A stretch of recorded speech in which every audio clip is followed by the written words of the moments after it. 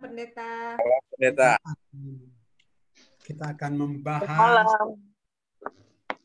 walaupun tidak sebebas kalau ketemu muka dengan muka, ini hanya lewat pengetahuan manusia, alat-alat elektronik.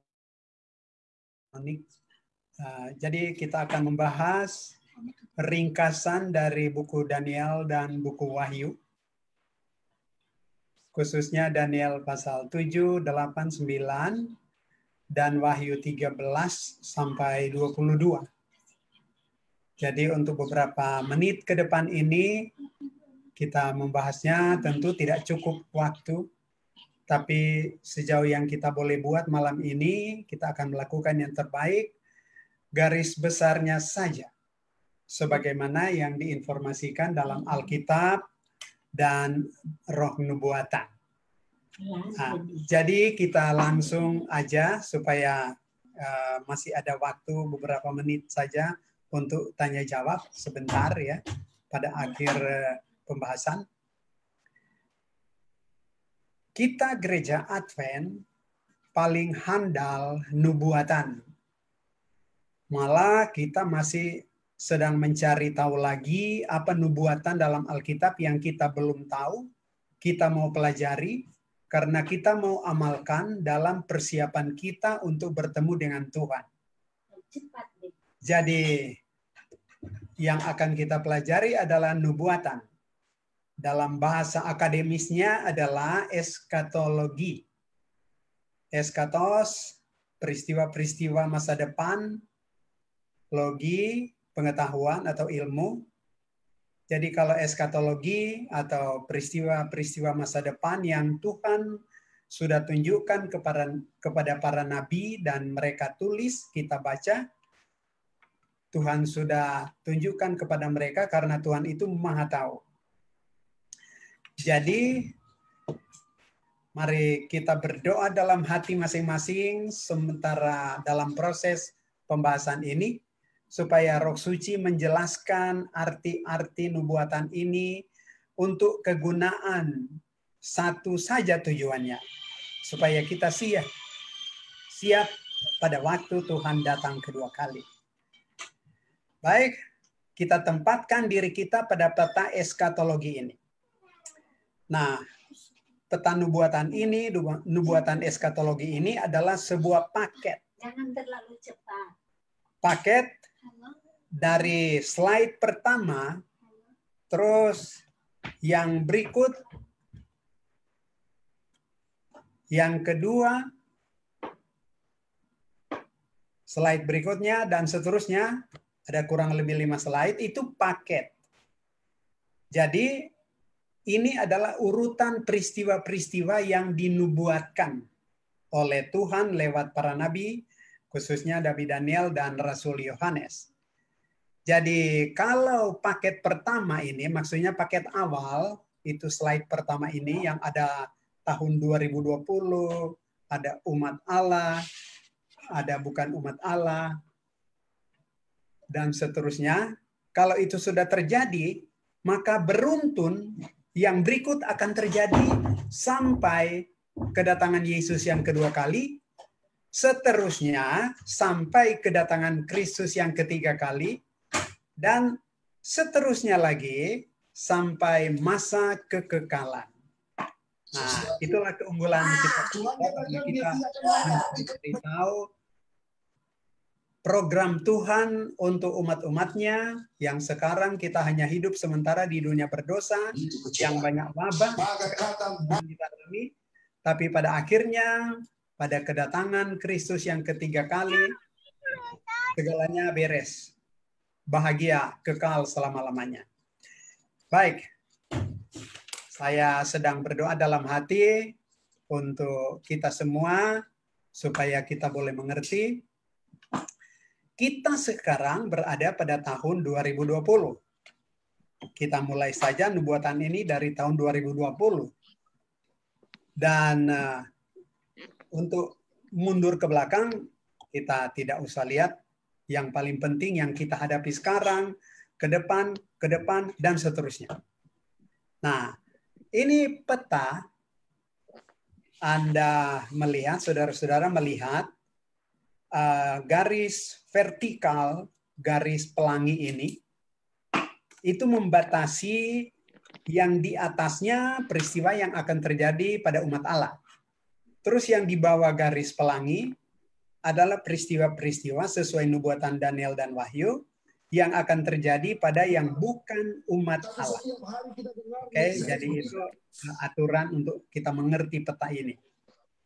Baik, terus di sini ada tiang vertikal.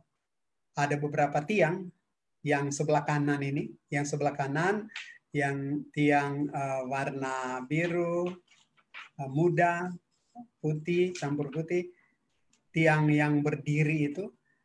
Tulisannya apakah bisa kebaca di alat elektronik saudara-saudara? UUHM. Bisa. Nah, itu adalah akronim atau singkatan dari Undang-Undang Hari Minggu yang bahasa roh buatannya adalah Sandelo. Yang tadinya mereka tinggal Sandelo. Nah, jadi kita mundur ke tahun 2020. Jadi kita sekarang sedang berada di 2020. Tahun 2020. Peristiwa-peristiwa yang akan terjadi pada umat Allah sesuai nubuatan ini, di atas dari garis pelangi ada tulisan di sana. Ada tulisan ini masa penggoncangan. Masa penggoncangan. Dan seterusnya ada papan putih yang di sini adalah penutupan masa persiapan bagi umat Advent. Dan seterusnya nanti dijelaskan walau ringkas saja. Terus yang di sini di bawah dari masa penggoncangan yang warna hijau muda ini ada tulisan seruan aman dan damai. Itu nubuatan 1 Tesalonika pasal 5 ayat 2 plus ayat 2 dan seterusnya. Dan seruan aman dan damai ini juga terjadi di bawah garis pelangi. Itu artinya terjadi pada yang bukan umat Allah juga, yang bukan pemelihara Sabat. Nah, terus di atas garis pelangi kita lihat lagi umat Allah dari tahun 2020 sampai UUHM dari sini sampai ke sini ya. Dan orang bertanya, dari tahun 2020 sampai nanti UUHM atau Sunday Law, berapa lama? Tidak ada informasi dalam Alkitab, tidak ada informasi dalam tulisan inspirasi roh nubuatan. Dan tidak ada jangka waktu yang disebutkan. Jadi kita lihat yang paling penting untuk kita tahu bahwa dari tahun 2020 sampai dengan Undang-Undang Hari Minggu sedang terjadi ini yang dinubuatkan yang namanya periode atau saat masa penggoncangan, Ini sesuai Ibrani 12, Yeskiel 38 dan Early Writings halaman 50. Masa penggoncangan, apa itu? Apa artinya masa penggoncangan? Alkitab menjelaskan bahwa Tuhan merancang pada akhirnya Tuhan akan memiliki satu kelompok umat yang tulus, yang suci, yang sudah berhasil mengalahkan dosa walaupun mereka tidak banyak. Tidak banyak. Ya, Tuhan mau banyak orang siap surga, siap masuk surga. Tetapi itu tergantung pada pilihan masing-masing. Kalau tidak setia sampai akhir, pada akhirnya bisa gagal. Nah, itulah sebabnya Tuhan mengizinkan yang terjadi dari tahun 2020, sebenarnya sudah mulai dari tahun 1852. Ini masa penggoncangan. Tapi kita bahasakan saja mulai tahun 2020 karena kita sekarang berada pada tahun ini. Jadi dari tahun 2020 ini masa penggoncangan di gereja kita.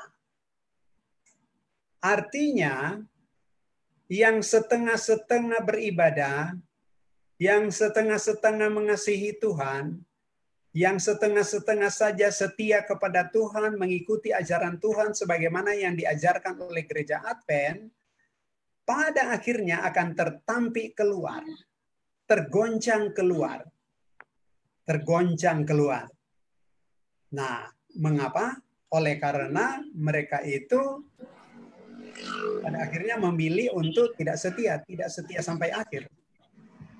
Tidak setia sampai mati, tidak setia sampai akhir. Oke, masa penggoncangan. Jadi itu masa penggoncangan ini sedang berlaku sekarang. Dan dia akan jalan terus ke depan sana, ke sebelah kanan ya, ke depan sana sampai kegenapan nubuatan Wahyu pasal 13. Ini, patung binatang berbicara. Atau kesucian hari Ahad diundang-undangkan. Itu terjadinya di sini. Jadi penggoncangan dari tahun 2020 sampai di sini. Puncak dari penggoncangan adalah di sini. Di saat undang-undang hari Minggu. Itu puncak dari penggoncangan. Dan puncak penggoncangan itu maksudnya apa ya? Ini. Anda lihat di sini ada garis merah, panah merah. Dia dari atas ke bawah. Dari wilayah umat Allah, terus dia ke wilayah di bawah garis pelangi yang kepada yang bukan umat Allah. Kita sebut ini, dan Roh Nubuat menyebutkan demikian, adalah puncak penggoncangan, karena dalam jumlah besar di saat ini, umat pemelihara Sabat tergoncang keluar. Mayoritas tergoncang keluar. Sebelum ini, di sini, di wilayah ini di wilayah tahun 2020 sampai sebelum ada penggoncangan juga. Tetapi tidak sebanyak yang terjadi di sini. Yang terjadi di sini dalam jumlah besar tergoncang keluar. Next.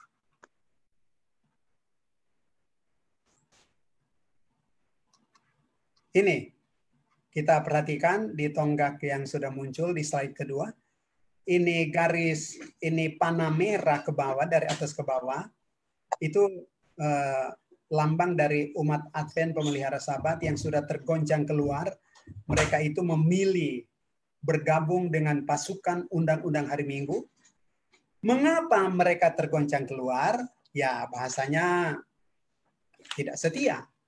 Tetapi inspirasi Roh Nubuatan menyebutkan mayoritas yang tertampik keluar pada waktu penganiayaan gawat patung binatang berbicara di sini atau undang-undang hari Minggu, mayoritas tertampik keluar karena 1, 2, 3. Apa yang 1? Patung binatang berbicara. Maksudnya kesucian hari Ahad diundang-undangkan. Penganiayaan. Patung binatang berbicara, pembicaraannya diabaikan atau tidak didengar, siap-siap untuk dipancung, siap-siap untuk dimusnahkan, siap-siap untuk dianiaya. Nah, mayoritas pemelihara Sabat yang tadinya giat dalam gereja pemelihara Sabat, tetapi karena patung binatang berbicara, penganiayaan itu gawat sekali, pahit sekali, menyiksa, sangat menyiksa, maka mereka mengambil keputusan untuk turun ke bawah. Maksudnya tergoncang keluar. Jadi mereka meninggalkan pemeliharaan hari Sabat dan bergabung dengan pasukan undang-undang hari Minggu. Tapi ada 2 lagi penyebab mereka itu tergoncang keluar adalah bujukan materi yang masyarakat dunia tawarkan kepada pemelihara Sabat. Bujukan materi. Ini bujukan materi. Jadi kalau umat pemelihara Sabat sangat mementingkan materi, maka bisa saja pada waktu patung binatang berbicara ini terjadi, maka ia akan meninggalkan Tuhan, meninggalkan kebenaran dan bergabung dengan pasukan musuh kebenaran. Penyebab ketiga adalah bujukan kedudukan. Dibujuk dengan kedudukan. Nah, jadi ini pelajaran bagi kita.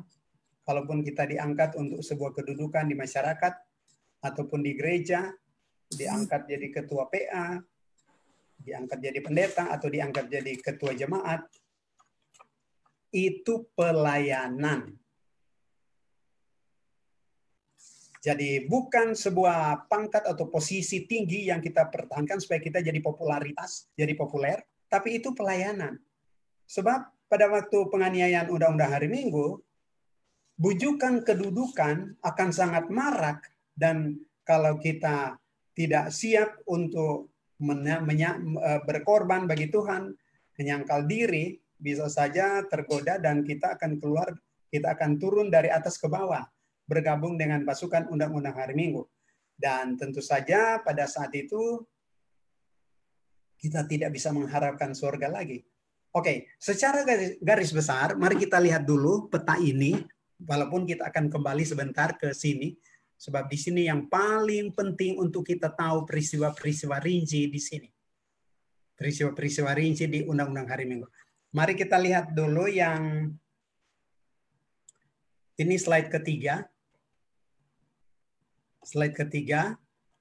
Oke, kita mundur dulu, kita mundur sedikit.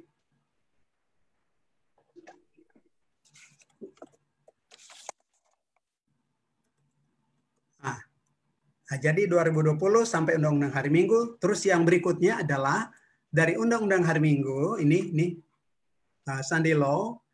Terus peristiwa berikut yang di sini, nih dari Sunday Law, terus ke sini PPK. Itu singkatan dari penutupan pintu kasihan. Bahasa roh nubuatnya close of probation. Penutupan pintu kasihan. Apa artinya? Kesempatan bertobat tidak ada lagi. Kesempatan mencari Tuhan tidak ada lagi. Kesempatan untuk mau baharui hidup dengan Tuhan, mau setia, habis sudah. Tidak ada lagi. Nah, berapa lama dari UUHM sampai PPK, lagi-lagi kita tidak diberitahu jangka waktunya, periodenya. Di dalam Alkitab dan Roh Nubuatan tidak ada informasi. Terus slide berikut,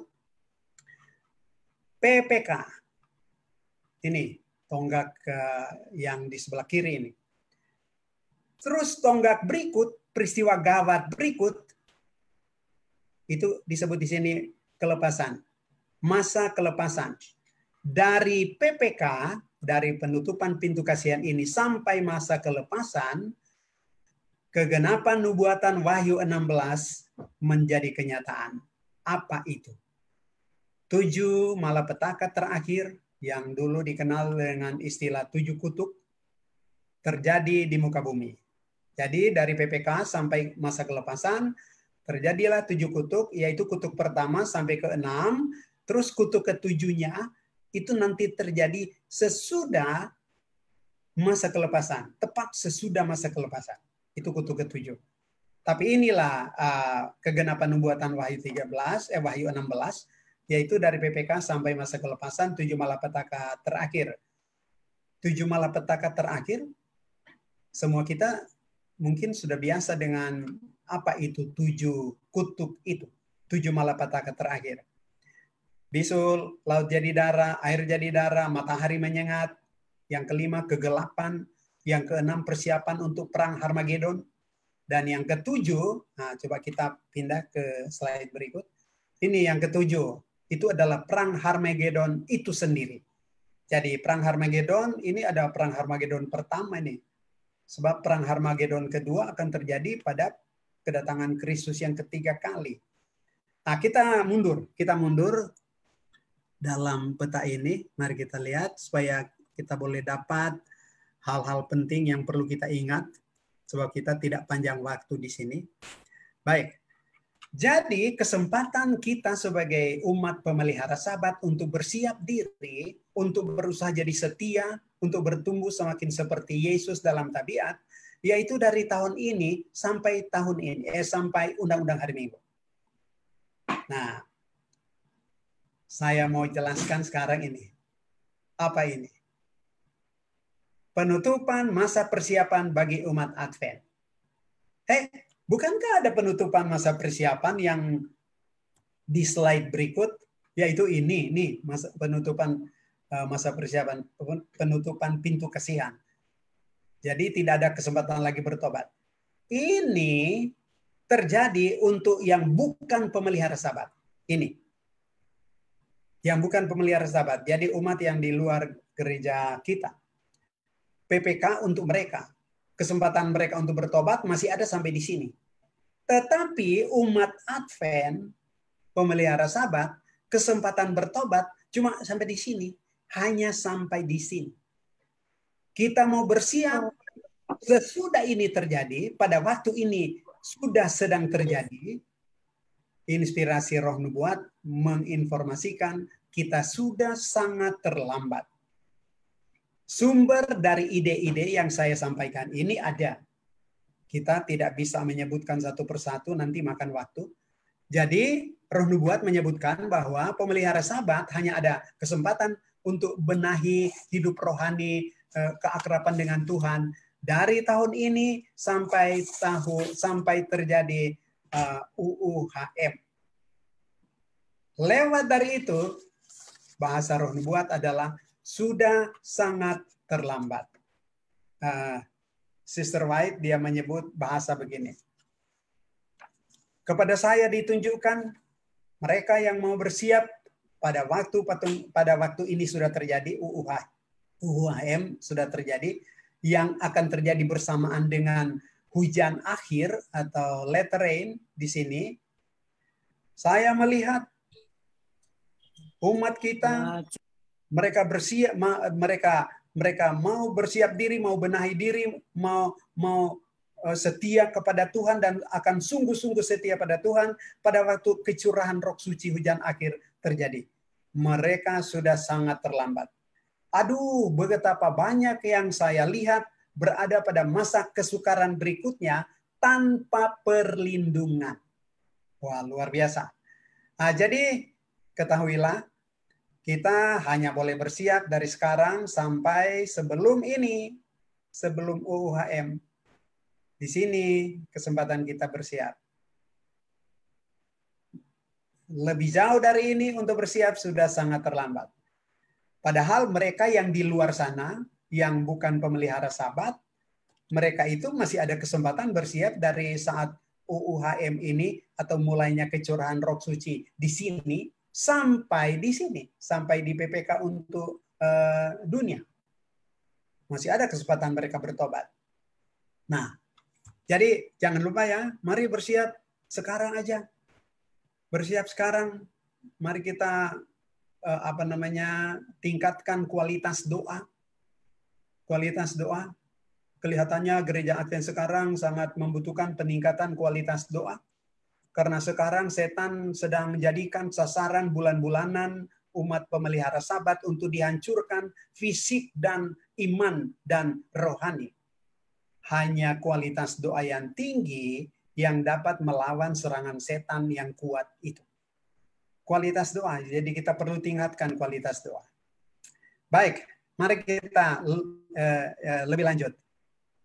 Masih ada waktu? Bagaimana pendeta? Masih bisa, Sir. Masih bisa sampai selesai. Masih bisa. Please interrupt me if the time is already run. Ya. Siap, Sir. Siap. Lanjut, Jadi, Sir. Ya. Jadi dari sini, dari UUHM, Gereja Advent percaya pada waktu patung binatang berbicara atau kesucian hari Ahad sudah diundang-undangkan, itulah mulainya penganiayaan yang besar. Penganiayaan ya besar, tapi belum sangat besar bandingkan dengan yang di slide berikut ini. Oh, di slide berikut ini, oh gawatnya luar biasa, penganiayaannya luar biasa. Nah, jadi di sini sudah ada penganiayaan. Pada saat patung binatang berbicara, Ellen G. White menyebutkan bahwa hampir bersamaan dengan peristiwa ini, ya bedanya mungkin cuma beberapa jam atau beberapa hari, terjadi apa yang dinubuatkan dalam buku Yoel, yaitu hujan akhir. Hujan akhir, latter rain. Hujan akhir. hujan roh suci. Apa artinya ya? Itu bahasa pemelihara Sabat, bahasa dari umat pemelihara Sabat. Hujan akhir. Mereka di luar sana, mereka tidak mengerti itu. Hujan akhir. Hujan akhir adalah hujan akhir roh suci. Hujan akhir roh suci adalah fungsi roh suci pada waktu itu mulai, hujan akhir mulai, fungsi roh suci itu ibarat sopir tancap gas sampai sandar di bawah. Bayangkan lari mobil itu, lari kendaraan itu, kalau sudah tancap gas si sopirnya sampai dia injak gasnya sampai di bawah, sampai 100% di bawah. Nah, itu gambaran tentang hujan akhir. Sekarang roh suci bekerja. Zaman Yesus juga roh suci bekerja. Zaman rasul-rasul, roh suci dicurahkan, itu namanya hujan awal. Nah, hujan akhir kita tunggu untuk menyelesaikan pekerjaan Tuhan di dunia. Hujan akhir dalam arti roh suci fungsinya dalam kapasitas maksimal. Jadi hujan akhir. Namun kita perlu tahu informasi dari inspirasi tentang hujan akhir ini. Kita sudah kenal dari dulu, dikhotbah-khotbahkan oleh para pendeta, dikhotbah-khotbahkan oleh tua-tua jemaat. Hujan akhir itu blessings. Hujan akhir itu berkat. Yes, itu betul. Itu memang ajaran Alkitab bahwa hujan akhir itu berkat. Tapi jangan salah mengerti. Hujan akhir itu berkat bagi yang sudah siap. Bagi yang sudah siap. Bagi yang belum siap rohani, ketika hujan akhir itu terjadi di sini, itu malapetaka bagi mereka. Ya, malapetaka dalam arti apa?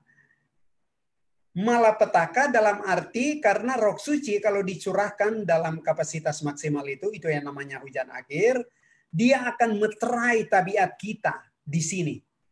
Nah, roh suci dicurahkan mulai di sini. Dia meterai.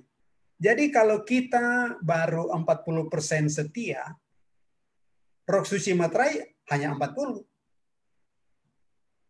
Lalu nggak bertumbuh jadi 41, 42, 43, sampai 50, dan seterusnya. Dia meterai seperti itu. Jadi kegenapan nubuatan Wahyu 22 ayat 11 bagi pemelihara Sabat terjadi di sini. Apa isi nubuatan Wahyu 22 ayat 11? Orang jahat bertambah jahat, orang benar bertambah benar. Jadi orang Aten yang kurang setia di sini pada waktu terjadi kecurahan hujan akhir yang akan terjadi bersamaan dengan undang-undang hari Minggu atau Sunday Law, orang yang tidak sangat setia menjadi lebih tidak setia. Tetapi orang yang sudah melewati batas ukuran Tuhan, dia setia, dia tambah setia, dia tambah setia. Nah, jadi Wahyu 22 ayat 11 digenapi bagi orang Advent di sini, yaitu pada waktu hujan akhir terjadi. Jadi mari kita berusaha untuk bertumbuh tabiat semakin seperti Tuhan. Sementara kita bertumbuh tabiat, kita semakin mampu mengalahkan dosa kesayangan. Lalu itu terjadi UUHM ini, dan bersamaan dengan itu terjadi kecurahan roh suci hujan akhir. Kita dimeterai untuk semakin jadi orang baik, semakin bertumbuh. Tapi kalau kita tidak kurang setia atau kita tidak bertumbuh tabiat, ketika ini terjadi, maka kita dimeterai jahat, lebih jahat. Jadi lebih jahat. Itulah penting untuk kita ingat. Ada umat Tuhan yang mungkin salah mengerti. Mereka pikir bahwa nantilah kalau penutupan pintu kasihan, dekat-dekat penutupan pintu kasihan untuk dunia, baru kita mau siap diri, siap rohani, siap akrab dengan Tuhan, setia. Sudah terlambat. Kalau kita mau bersiap diri di masa ini, sudah terlambat. Kita mesti bersiap diri sebelum ini terjadi. Pada momen-momen sebelum ini terjadi, sebelum UUHM terjadi, atau sebelum hujan akhir terjadi. Sebab hujan akhir dan UUHM itu terjadi bersamaan di sini. Ya, oke. Jadi apakah ini jelas? persiapan kita mesti sebelum ini. Mari saudara-saudara, kita bersiap diri sebelum ini. Caranya bersiap, satu saja bahasanya, tingkatkan kualitas doa. Ya, kita tidak bahas mengenai doa malam ini, sebab kita bicara eskatologi. Tapi saya mesti sampaikan itu. Yang penentu kita ini betul-betul bertumbuh pada masa ini, ketika Roh Suci dicurahkan, kita ini dimeterai jadi orang baik dan kita akan menjadi semakin baik. Doa penentunya. Doa. Jadi mari tingkatkan kualitas berdoa kita. Kita tiru Yesus. Nantilah kali berikut kita berbicara atau seminar tentang doa. Memang gereja Advent sekarang perlu atau sangat terasa perlunya meningkatkan kualitas doa. Bukan saya menganggap bahwa gereja Advent tidak berdoa atau orang Advent tidak berdoa. Mereka berdoa, tetapi sejauh mana kualitas berdoa ya? Sejauh mana kualitas orang-orang Advent sekarang berdoa? Apakah sudah seperti kualitas doa Yesus yang salah satu contoh yang disebut dalam Ibrani 5 ayat 7? Ayat itu tidak akan kita baca malam ini, tapi coba catat, lalu baca. Kalau kita mengamalkan metode doa Yesus dalam Ibrani 5 ayat 7, itulah doa berkualitas. Doa berkualitas. Jadi bukan doa basa-basi, bukan doa pura-pura, mulut komat kamit, padahal hati tidak pada Tuhan, hati jauh dari Tuhan. Jadi baca ya, Ibrani 5 ayat 7, lalu contoh Yesus. Contoh Yesus. Itu adalah contoh Yesus bagaimana proses berdoa yang berkualitas. Dan kita orang Advent pemelihara Sabat sangat memerlukan peningkatan kualitas doa ini. Baik, kita terus lagi. Dari Undang-Undang Hari Minggu sampai PPK, proses apa yang tadi yang kita sudah sebut? Kecurahan Roh Suci hujan akhir. Jadi itu berlangsung terus dari saat ini sampai di sini. Ya, berlangsung. Dan dari saat Roh Suci dicurahkan sampai masa penutupan pintu kasihan, umat pemelihara Sabat akan memberitakan pemberitaan Injil yang terakhir. Nah, ini hurufnya kecil. Ya, Roh Nubuat menyebutkan bahwa peristiwa-peristiwa yang disebut sini ada berapa ya? 1, 2, 3, 4, ada banyak ya. Masa pemberitaan Injil terakhir, seruan nyaring. Itu maksudnya dari saat Undang-Undang Hari Minggu sampai PPK. Ada apa lagi? Mujizat dan keajaiban. Terus ada banyak umat pemelihara Sabat yang diizinkan istirahat. Semua ini dari informasi Roh Nubuatan. Terus pertobatan massal dari orang yang bukan Advent dan mereka menerima kebenaran, mereka menerima Sabat. Pertobatan massal karena dipicu dan dipacu oleh hujan akhir Roh Suci. Terus yang berikut ini ada negarawan-negarawan Kristen, tapi mereka bukan pemelihara Sabat, mereka bertobat menjadi pemelihara Sabat. Itu akan terjadi di sini. Terus yang berikut lagi adalah terbentuklah dari saat Undang-Undang Hari Minggu sampai dengan PPK, terbentuklah kelompok yang dikenal dalam buku Wahyu pasal 7 dan Wahyu pasal berikutnya, kelompok 144.000. Kelompok 144.000. Kelompok ini tidak akan lagi pernah mengalami kematian sampai kedatangan Yesus yang ketiga kali. Sampai kedatangan Yesus yang kedua kali dan terus sampai ketiga kali. Kelompok 144.000. Mereka sudah lolos dari sini, mendapat kecurahan Roh Suci hujan akhir, dan mereka bergabung pada kelompok 100 yang disebut 144.000. Di surga nanti, sesuai informasi Roh Nubuatan, ada 4 kelompok. Bukan karena Tuhan ada ras, diskriminasi. Tidak. Tetapi karena pengalaman rohani, pengalaman iman umat-umat Tuhan yang berbeda-beda, yang terkategori 4 kelompok ini. Oke, sepintas selalu aja saya sebutkan. Di surga nanti ada kelompok 144.000. Nah, itu yang kita sudah sebut tadi. Terus ada kelompok Wahyu 7 yang disebutkan bahasa Roh Nubuat, bahasa Alkitab adalah the multitude. Kelompok yang bahasa Indonesianya tak terhitung jumlahnya. Nah, itu kelompok kedua. Kelompok yang ketiga adalah kelompok yang di surga, mereka itu berbis yang beda dengan yang kita masing-masing gunakan. Yesus kasih kepada kita untuk kita gunakan. Berbis merah jubah mereka. Jubah mereka berbis merah. Ellen G. White, dia lihat mereka pada waktu dia diangkat dalam khayal. Lalu dia tanya ke Yesus, Tuhan, siapa mereka ini? Mengapa jubah mereka berbis merah? Terus Yesus jawab, mereka itu adalah orang-orang yang selama masih hidup di dunia, mereka itu mempertahankan kebenaran yang dimeterai dengan darah mereka sendiri. Jadi mereka itu mati syahid. Mereka itu jadi syuhada. Nah, mereka itu kelompok berbis merah, jubah mereka di surga. Terus kelompok yang keempat adalah kelompok anak-anak kecil. Kelompok anak-anak kecil ini adalah anak-anak dari ayah dan ibunya setia, dia masih dalam kandungan atau belum dewasa, sudah meninggal. Nah, ini penghiburan bagi kita, keluarga-keluarga yang mungkin pernah kedukaan anak yang kita sayang, belum dewasa, meninggal karena sesuatu. Kita akan ketemu mereka di surga. Ya, kita akan ketemu mereka di surga. Jadi kita masuk di kelompok mana ya pada 4 kelompok di surga ini? Kelompok 144.000 atau kelompok the multitude atau tak terhitung jumlahnya, atau termasuk pada kelompok anak-anak, atau termasuk pada kelompok berbis merah jubah mereka. Paling kurang mari kita berusaha untuk tergabung pada kelompok the multitude. Kalau masuk pada kelompok 144.000, ya seperti saya yang sudah tua, nggak mungkin lagi masuk ke situ. Sebab kelompok 144.000 ini adalah mereka masih hidup sampai Yesus datang kedua kali. Dan akan hidup terus sampai kedatangan Yesus yang ketiga kali. Nah, jadi, tapi yang masih muda-muda masih ada harapan, siapa tahu.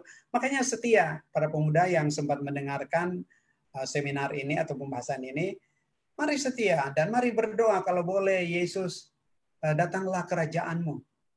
Supaya mereka yang masih hidup pada waktu Yesus datang kedua kali termasuk pada kelompok ini. Kelompok 144.000. Oke, kita mau jelaskan lagi yang penting di sini. Di slide kedua ini. Anda lihat ini ada panah biru dari bawah ke atas arahnya. Dari bawah ke atas. Ini simbol atau gambaran dari orang-orang jujur yang di luar kelompok pemelihara Sabat. Di luar sana. Mereka itu bukan pemelihara Sabat. Tapi karena mereka jujur, lalu mereka menerima kebenaran Sabat di masa ini karena Roh Suci sendiri yang pimpin bus penginjilan untuk menyampaikan pekabaran 3 malaikat ke seluruh dunia. Yang kita sebut di sini pemberitaan Injil yang terakhir, yang disertai seruan nyaring dari umat Advent yang sisa dari yang murtad, dari yang tergoncang keluar di sini. Dan dalam jumlah besar mereka, yaitu mereka yang bukan pemelihara Sabat tadinya, tapi karena Roh Suci sedang bekerja, menyertai pemberitaan Injil terakhir yang dibawakan oleh gereja Advent, oleh umat Advent, yang istilahnya adalah seruan nyaring, mereka diyakinkan oleh Roh Suci, mereka dari bawah ke atas. Mereka datang bergabung dengan umat Allah di sini. Oke, jadi mengapa itu terjadi? Oleh karena pemberitaan Injil yang terakhir, yang disertai oleh kuasa Roh Suci hujan akhir, yang menyertai mereka yang ini. Ini panah biru yang vertikal, bukan horizontal. Ada panah merah ini kan sudah belok ke bawah ya. Nih, panah sudah belok ke bawah.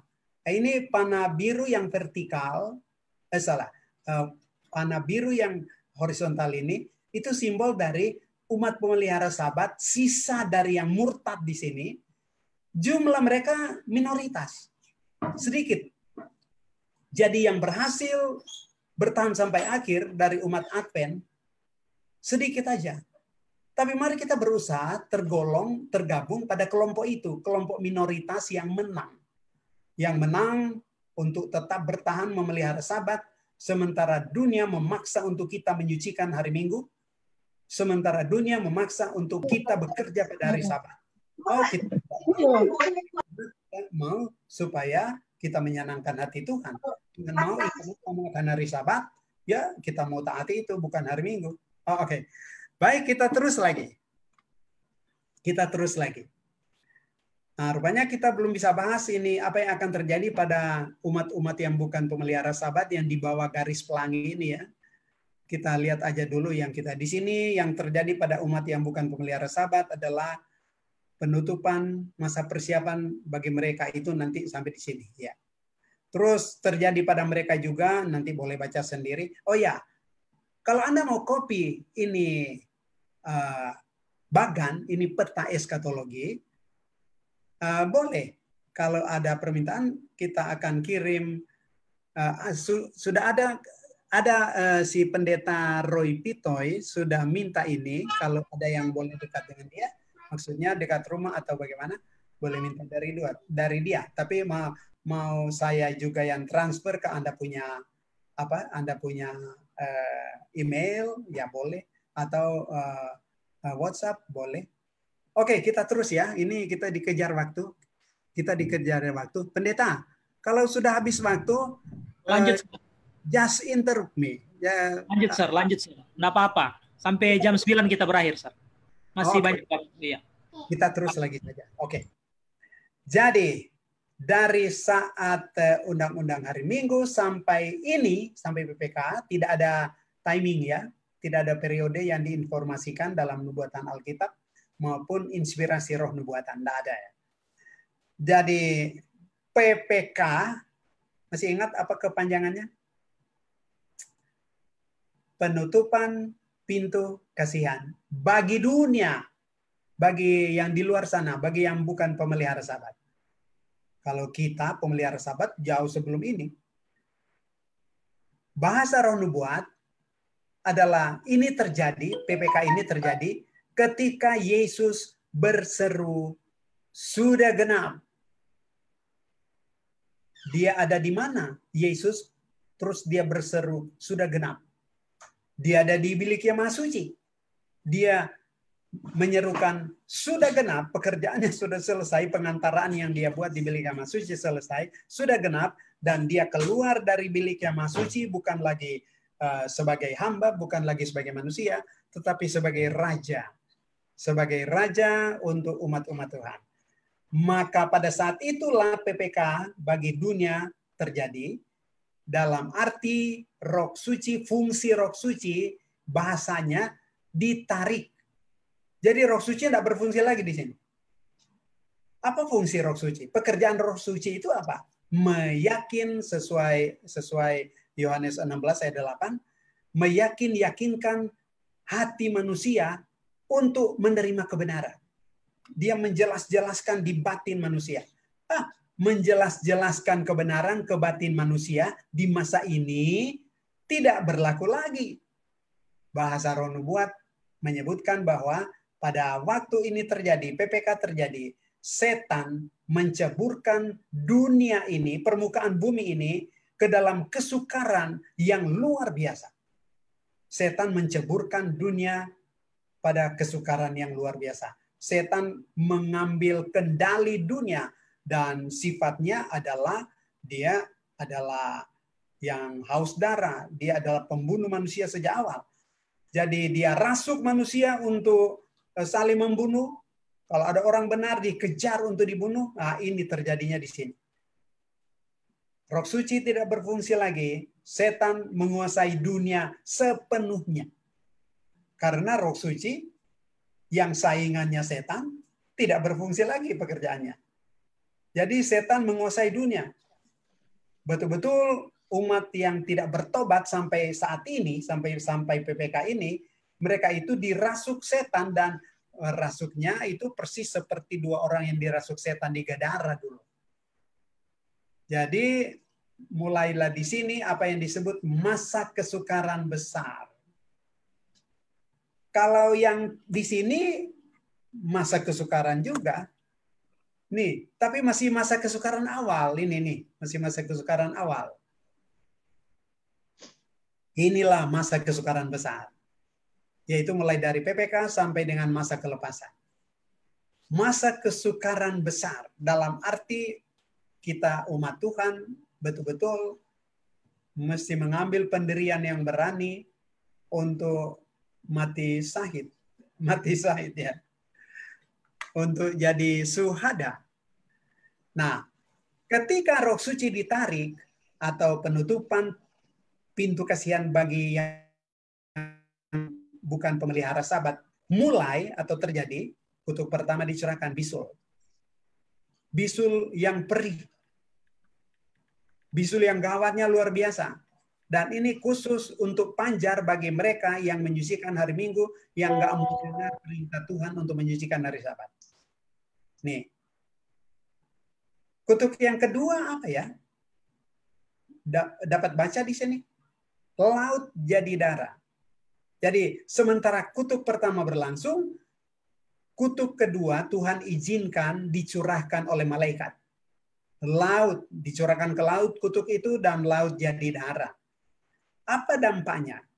Apa akibatnya laut jadi darah? Benar-benar internasional atau global ini jadi kacau balau. Kita kenal laut ini adalah urat nadi perekonomian dunia. Dalam arti produksi dari negara-negara maju dan bahan-bahan baku dari negara-negara berkembang yang diekspor ke negara-negara maju nggak bisa jalan lagi karena laut sudah jadi darah. Jadi kapal-kapal yang mengangkut mobil-mobil dari Jepang untuk dibawa ke Jakarta berhentinya, macetnya, kandasnya di laut Cina Selatan, di laut Cina Selatan. Itu laut di utara Sulawesi ya. Nggak bisa terus ke Jakarta. Kacau dunia. Betul-betul ini kekacauan dunia dari segi ekonomi ini, segi urat nadi perekonomian dunia ini, menyebabkan pemimpin-pemimpin dunia mulai berpikir dan mulai cari-cari siapa kambing hitam penyebab laut jadi darah. Ketika dunia mencari-cari tahu siapa ya penyebab ini, maaf ya, saya tidak jelaskan. Pada waktu undang-undang hari Minggu terjadi, kan yang tadi saya sebutkan banyak orang Advent tertampik keluar. Bintang-bintang berguguran, itu bahasa roh nubuatan. Pemimpin-pemimpin, bisa juga pendeta-pendeta. Jadi pada waktu mereka sudah keluar, sudah bergabung dengan pasukan undang-undang hari Minggu, kebetulan pada waktu laut jadi darah, dunia, pemimpin-pemimpin dunia mencari-cari siapa kambing hitam, siapa penyebab ini.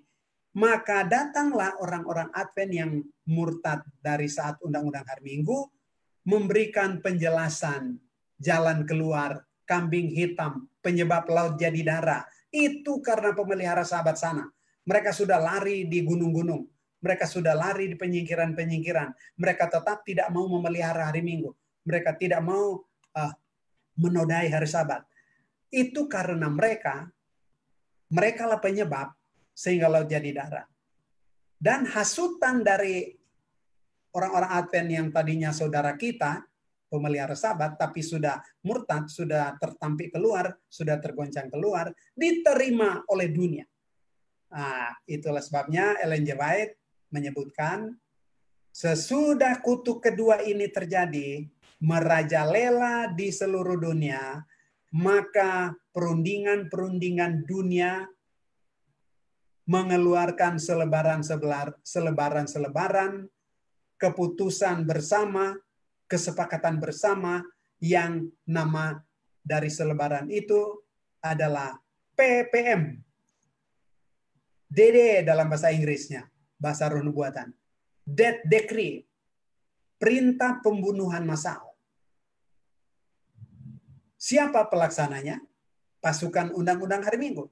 Siapa sasaran untuk dibunuh? Pemelihara Sabat yang sudah berada, sudah lari, sudah menyingkir di gunung-gunung, di lembah-lembah yang curam.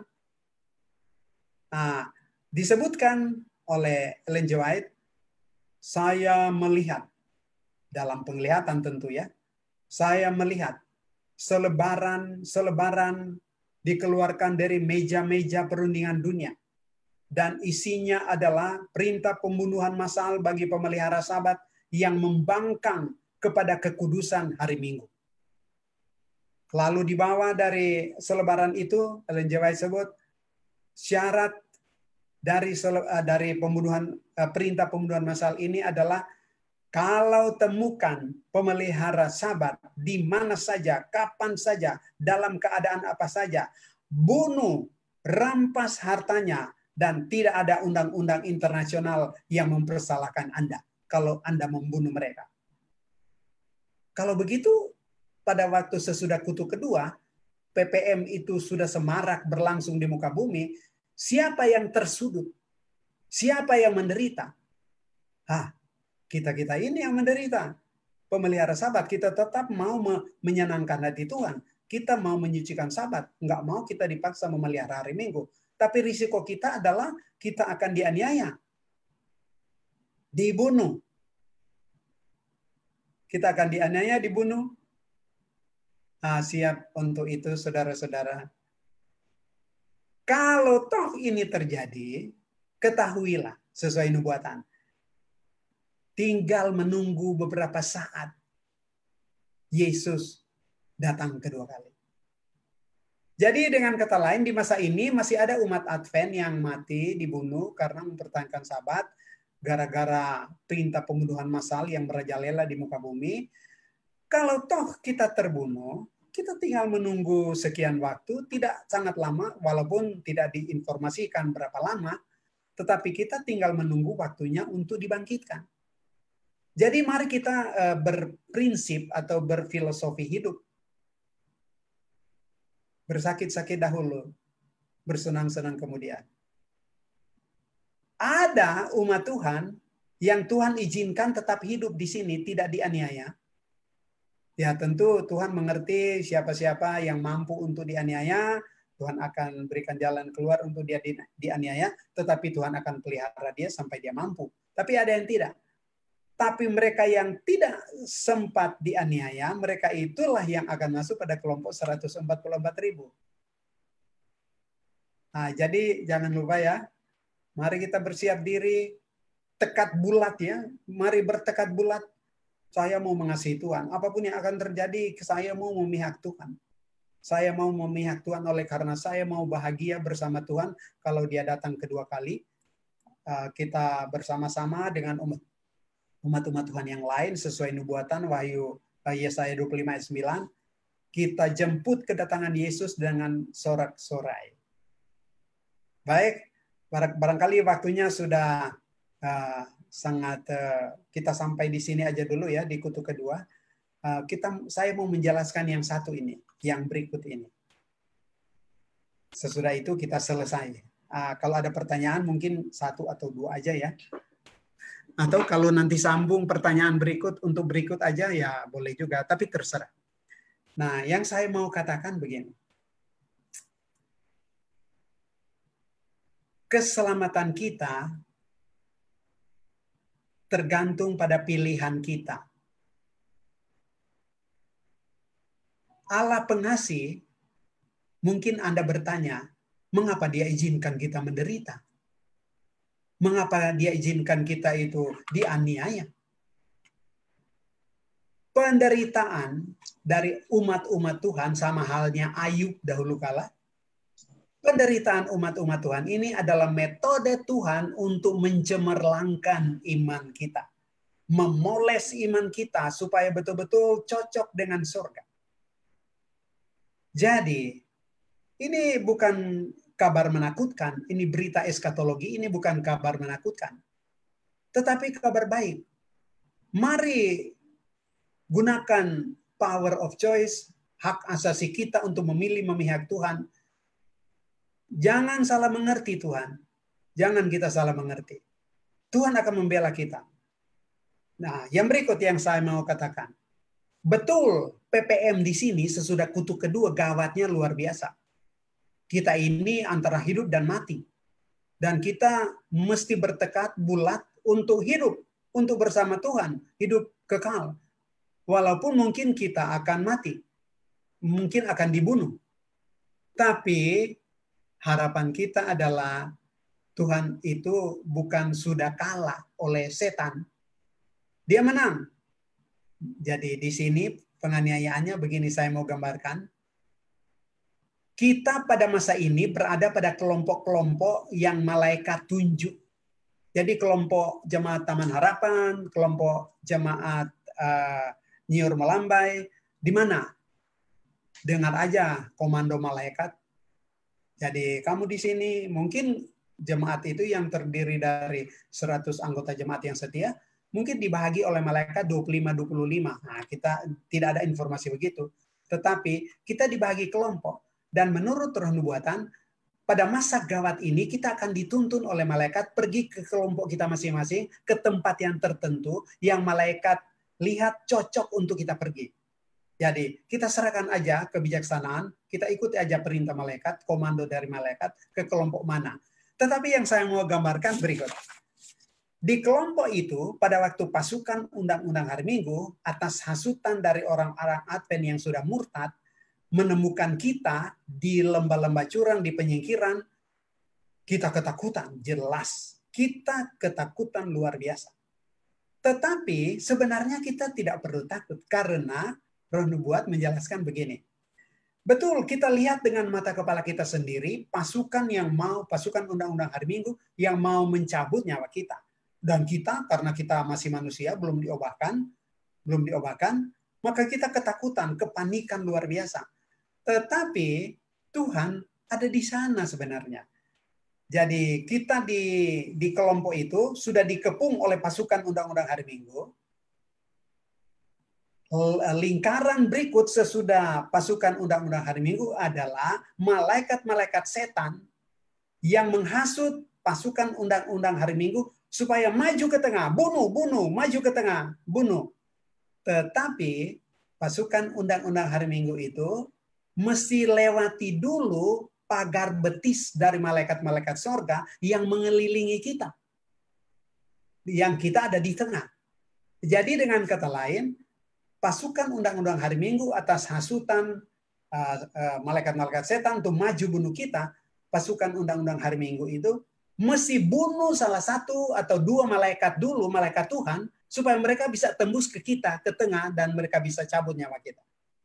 Tapi dalam sejarah manusia, sejarah Alkitab, kapan sudah pernah ada malaikat setan atau orang-orang jahat membunuh malaikat Tuhan? Nah, itu kebalikan dari logika. Nggak pernah jadi begitu. Nah, jadi walaupun kita melihat di keliling kita, pada waktu kita di penyingkiran, pada saat PPM ini disemarakan, dikumandangkan di seluruh dunia, kita ketakutan, tapi ada Tuhan. Tapi karena perasaan kita sebagai manusia, kita belum diobahkan, maka kita ketakutan. Itu sebabnya doa sesuai nubuatan Wahyu 16, kita ucapkan pada waktu ini. Kita akan ucapkan doa di masa ini. Doa itu bagaimana bunyinya? Ada itu. Itu orang-orang di bawah mezbah, mereka itu berteriak dengan doa yang sungguh-sungguh. Mereka itu bertelut, enggak pusing lagi, sakit lutut mereka bertelut. Lalu mereka berseru kepada Tuhan begini, ya Tuhan, pada akhirnya Tuhan tidak bela kami dari musuh-musuh kebenaran yang mau mencabut nyawa kami. Mendengar doa sungguh-sungguh dengan tangisan dan air mata dari umat-umat Tuhan yang sedang menderita penganiayaan ini, Tuhan berseru, aku akan membela kamu. Aku akan membela kamu. Dan betul Tuhan membela. Tanda Tuhan membela, itulah yang disebut di sini masa kelepasan. Peristiwa yang akan terjadi di sini adalah pembelaan Tuhan sudah tiba pada kita, sehingga musuh-musuh kebenaran, pasukan undang-undang hari Minggu yang sudah mengepung kita dan mau mencabut nyawa kita, tidak berdaya lagi. Pelangi yang indah sekali mengelilingi kelompok kita. Di atas kepala kita itu, dikelilingi kelompok kita. Jadi ada pelangi, kalau kita ini sedang menderita, sedang berdoa sungguh-sungguh, kita berdoa supaya Tuhan luputkan, lalu kita lihat pelangi di atas kita, itu tandanya bahwa kita sudah dilepaskan. Shalom sejahtera. Ucapkan shalom, damai. Kita tidak perlu takut lagi. Walaupun pasukan undang-undang hari Minggu dengan keganasan yang luar biasa mengacungkan pedang mereka atau senjata mereka ke kita. Nabi Yesaya, Yeremia menyebutkan pedang mereka hanya seperti jerami. Tidak ada daya sama sekali membunuh kita. Bukankah ini kabar baik? Ini kabar baik, saudara-saudara. Jadi kita akan dilepaskan oleh Tuhan. Dan kalau kita dilepaskan oleh Tuhan, maka sudah pasti tergolong kepada apa yang Yesus sebut dalam Matius 20 ayat 14. Matius 22 ayat 14. Banyak yang terpanggil, tapi sedikit yang terpilih. Nah, filosofi itu perlu kita mengerti.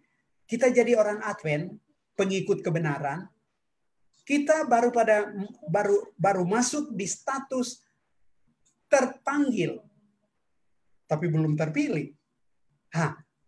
Sementara kita sekarang sedang berada dalam status terpanggil sejak kita dibaptis jadi orang Advent. Mari kita berusaha untuk masuk pada status terpilih. Status terpilih. Maksudnya kita setia sampai akhir, maka kita terpilih untuk siap bersama dengan Yesus. Nah, jadi walaupun berita eskatologi ini dari segi fisik, dari segi duniawi, seperti menakutkan, tetapi ini sebenarnya kabar baik. Kabar baiknya adalah kalau paket eskatologi ini sejak mulainya undang-undang hari Minggu, sampai dengan masa kelepasan, sampai kedatangan Yesus yang kedua kali, seterusnya sampai kedatangan Yesus yang ketiga kali, kalau ini sudah terjadi, itu artinya kita tinggal menunggu sedikit waktu Yesus datang kedua kali. Dan itulah kemenangan kita. Nah, mari kita jadi umat Tuhan yang pada akhirnya masuk pada status terpilih, bukan cuma sekedar status terpanggil. Jadi kita sekarang ini, orang Advent itu jadi Advent, masuk pada status terpanggil, bukan berarti sudah pasti masuk surga. Kita baru pada status terpanggil. Berusaha masuk pada status terpilih. Ya, setia sampai akhir jalan keluarnya. Kita masuk pada status terpilih pada akhirnya. Jadi jangan dilewatkan kesempatannya, pikirkan ya. Reconsider, please reconsider our salvation. Pikirkan kembali keselamatan kita. Mari kita setia sampai akhir. Kalau toh ini berita eskatologi seperti menakut-nakutkan, Tuhan tidak bermaksud menakut-nakuti kita. Ini justru kabar baik. Dengan peristiwa ini terjadi, itu berarti sudah waktunya Yesus di ambang pintu, dia akan keluar dan menjemput kita. Oke. Barangkali pendeta sampai di sini dulu. Kalau ada pertanyaan 1-2 boleh, silakan. Ada pendeta boleh? Boleh, ya. Maksudnya boleh? Apa? Pertanyaan? Ada pertanyaan? Oh ya, boleh. Moderator bagaimana bisa? Oke, baik ya. Jadi diizinkan pertanyaan yang pertama dari anggota jemaat dan mungkin partisipan lain yang hadir. Satu pertanyaan. Boleh, pendeta? Boleh. Satu pertanyaan. Oke. Pendeta Tumalun. Ya. Di slide pertama yang pendeta sebutkan tadi bahwa mengacu pada 2 ayat, Daniel 12 ayat 1 dan Wahyu 22 ayat 11. Gitu ya. Kan? Itu batas kemurahan Allah bagi Sanelo, batas kemurahan Allah untuk orang Advent. Ya, pemelihara sabat. Ya, pemelihara sabat. Tetapi kedua ayat ini tidak relevansi dengan buku Kemenangan Akhir tanggal bab 39.